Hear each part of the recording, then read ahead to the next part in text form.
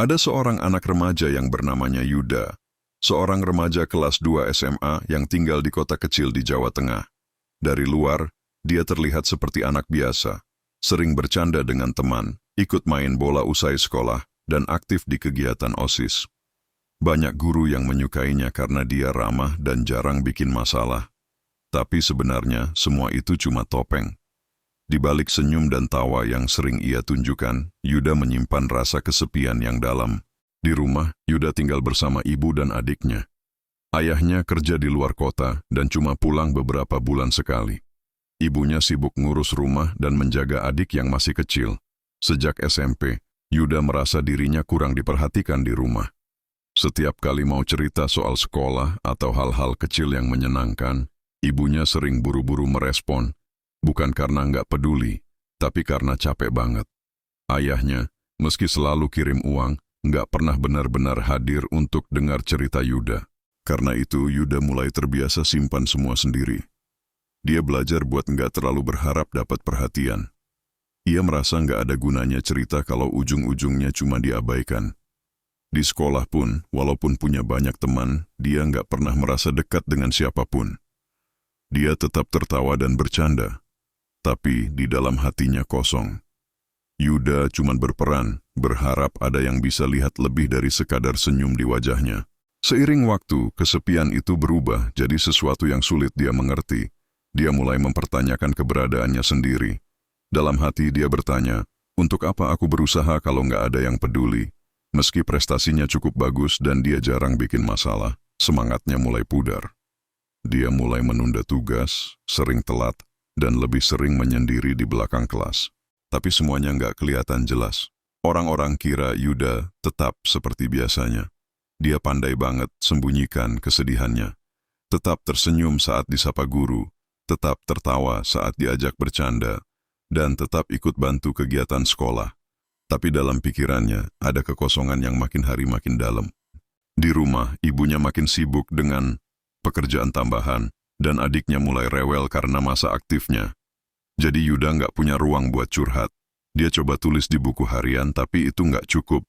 Dia merasa makin nggak terlihat. Sampai akhirnya Yuda mulai berpikir mungkin dia harus cari tempat lain di mana dia bisa merasa diterima. Tempat yang nggak nuntut dia untuk selalu terlihat kuat. Dari situ semuanya mulai berubah. Yuda mulai buka diri pada hal-hal yang sebelumnya dia jauhi.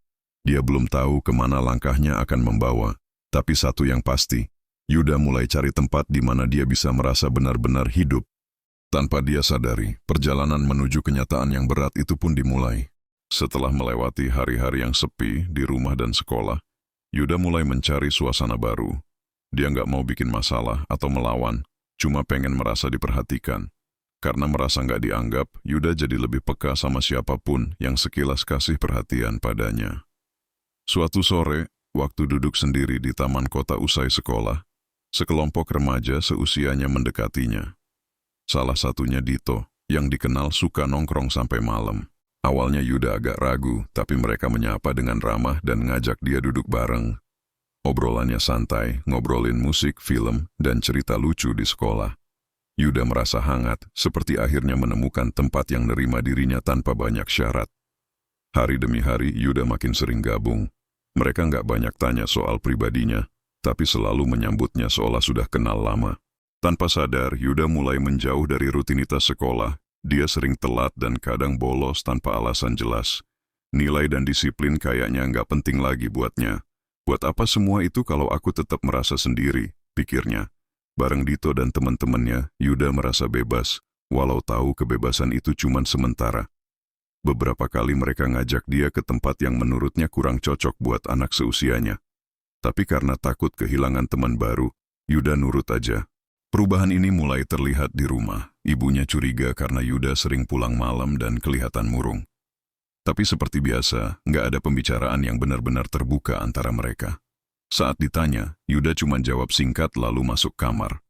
Di sekolah, guru mulai menegur karena nilainya turun drastis. Tapi Yuda cuek aja. Dia merasa udah terlalu jauh untuk balik, tapi juga ragu minta tolong. Sampai suatu hari saat nongkrong bareng Dito, mereka diminta nemenin teman buat ngurus sesuatu. Awalnya Yuda nggak tahu maksudnya, tapi setelah sampai di tempat tujuan, Dia sadar kalau pertemanan ini bukan cuma sekadar kumpul biasa. Ada hal lain di balik itu yang nggak bisa dibilang cuma main-main. Yuda diam, nggak ikut-ikutan, tapi kehadirannya bikin dia merasa bersalah. Dia mulai bertanya dalam hati, apakah ini jalan hidup yang aku pilih? Pikiran Yuda penuh pertanyaan. Dia nggak berani cerita ke siapapun. Dia mulai kehilangan arah, tapi juga bingung mau kemana. Dunia yang tadinya dia kira bisa menyembuhkan lukanya, justru bikin dia makin jauh dari dirinya sendiri. Yuda nggak tahu apakah masih ada jalan buat balik. Tapi yang pasti, untuk pertama kalinya dalam beberapa bulan, dia merasa takut. Bukan takut dimarahi atau ketahuan, tapi takut kehilangan siapa dirinya sebenarnya. Hari itu, langit terlihat kelabu, seolah ikut merasakan beban yang ada di hati Yuda. Dia duduk sendiri di pojok taman, tempat biasanya dia dan teman-temannya nongkrong bareng. Tapi kali ini, dia sendirian. Sejak kejadian malam itu, waktu dia sadar kalau apa yang mereka lakukan sudah melewati batas, Yuda mulai menjaga jarak. Dia nggak langsung memutuskan semuanya, tapi mulai perlahan bertanya dalam hati, apakah selama ini yang dia cari benar-benar ada di situ? Suatu malam Yuda pulang lebih cepat dari biasanya. Dia lihat ibunya tertidur di ruang tamu, dengan buku doa terbuka di pangkuan. Lampu yang redup menyinari wajah ibunya yang tampak capek, sambil memeluk tas sekolah Yuda. Tanpa sadar, air mata jatuh di pipinya. Itu pertama kalinya dalam beberapa bulan terakhir dia merasa benar-benar diperhatikan, bukan oleh orang asing, tapi oleh seseorang yang selama ini nggak pernah berhenti peduli padanya. Keesokan harinya, Yuda memberanikan diri untuk menemui wali kelasnya. Dia nggak tahu harus mulai dari mana, tapi dia mencoba jujur. Wali kelasnya nggak marah, malah mengajak dia ngobrol dengan tenang dan membantu mencari jalan keluar. Hari itu jadi titik balik bagi Yuda, saat dia sadar kalau dia masih punya kesempatan buat berubah.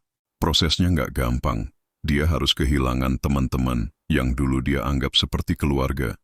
Dia juga harus menghadapi rasa malu, bersalah, dan ketinggalan pelajaran. Tapi perlahan, satu persatu dia perbaiki. Dia mulai rajin masuk sekolah, ngerjain tugas, bahkan ikut kegiatan ekstrakurikuler yang dulu dia tinggalkan. Dia juga mulai berusaha dekat lagi sama keluarganya, meski kadang masih terasa canggung. Perubahan Yuda nggak langsung bikin hidupnya sempurna.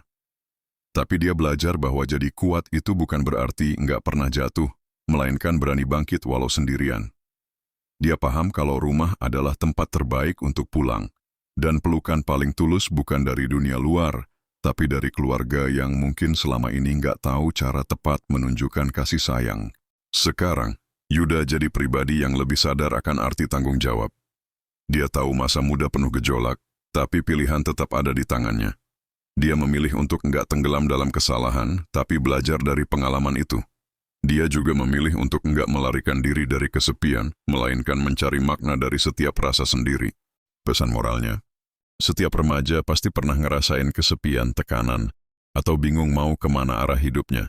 Tapi kabur dari masalah bukan solusi. Penting untuk cari tempat di mana kamu merasa diterima, tapi pastikan tempat itu nggak bikin kamu kehilangan diri sendiri. Jangan takut buat cerita dan minta bantuan, karena masa depan nggak ditentukan oleh masa lalu, tapi oleh keputusan yang kamu ambil sekarang.